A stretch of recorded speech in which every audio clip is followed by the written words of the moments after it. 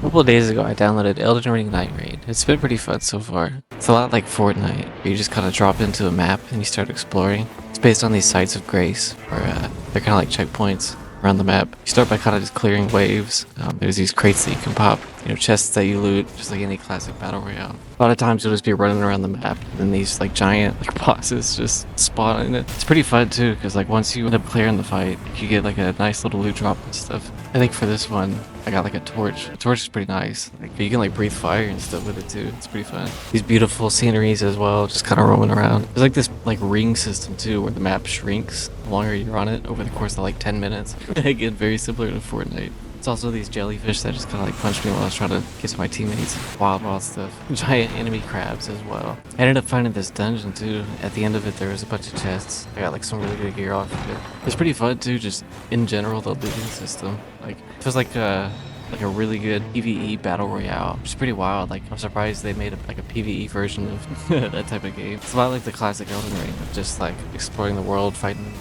big mobs and stuff. But it's very co-op based.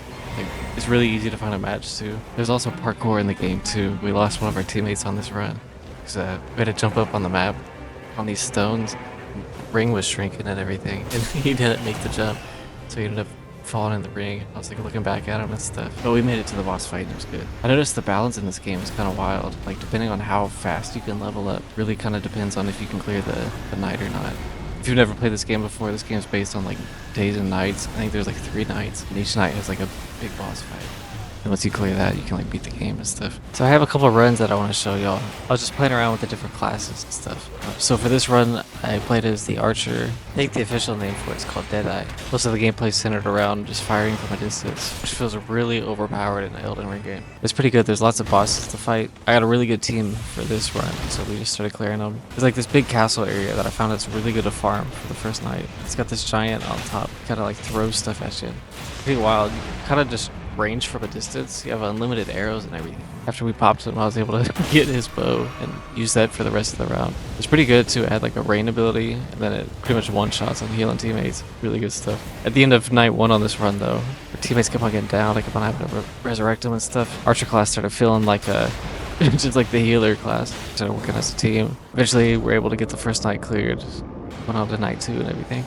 So day 2, we woke up just about as you would expect. There's just a giant dragon right next to our spawn that one-shots us.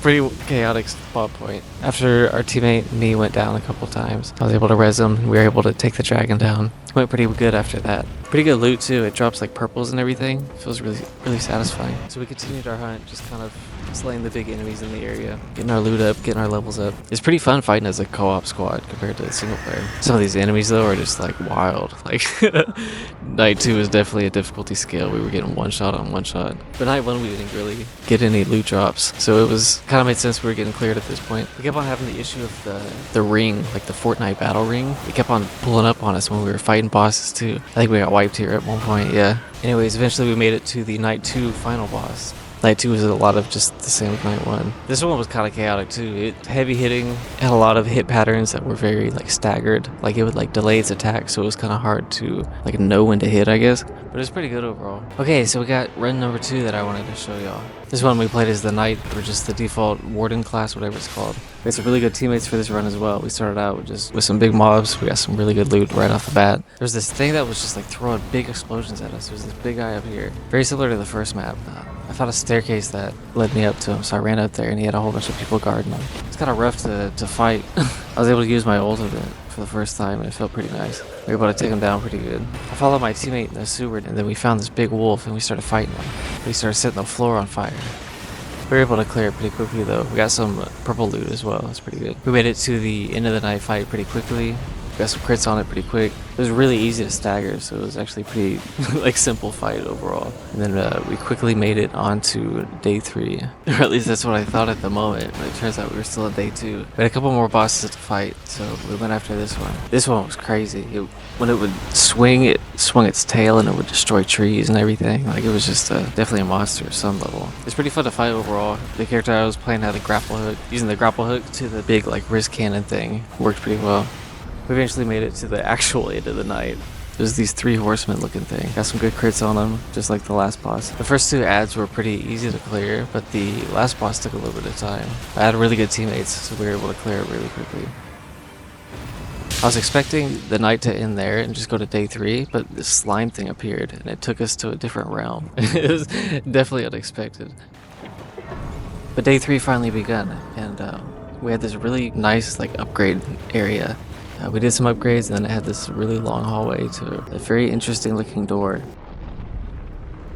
Me and the teammates cracked it open, and it was just this big dark area. And so I'm guessing this is the final boss of the instance. What a beautiful area too, look at that.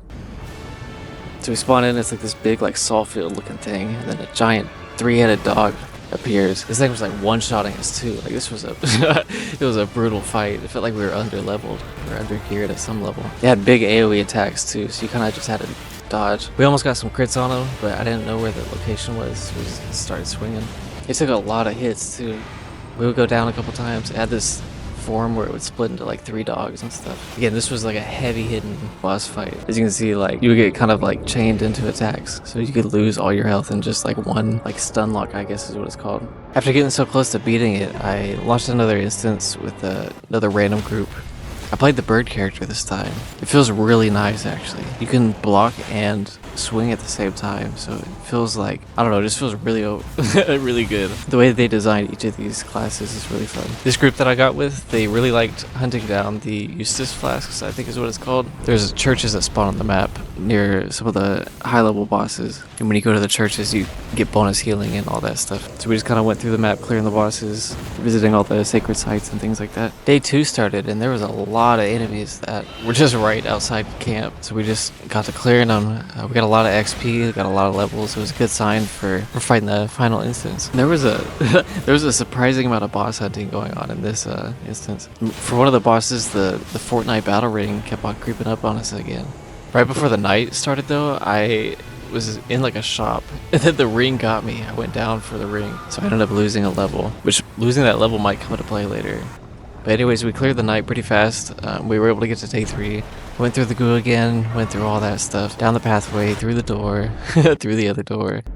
Nice cutscene. And we're back in the salt field, or whatever it is. This run I was feeling pretty good about. Being able to block just like full-on attacks just adds a lot of time to being able to take down the health bar. We do like no damage to it because we didn't really get high-level weapons at the moment. But the like the attack pattern for the birds, like Lance, is really good for resing teammates. Just very similar to the archers. He's got a really strong, just kind of AoE attacks, which are good for when the multiple dogs appear. But for this run, I just kept on going down. I had to keep resing them. When I would res them, I would go down. It was just like a really rough cycle.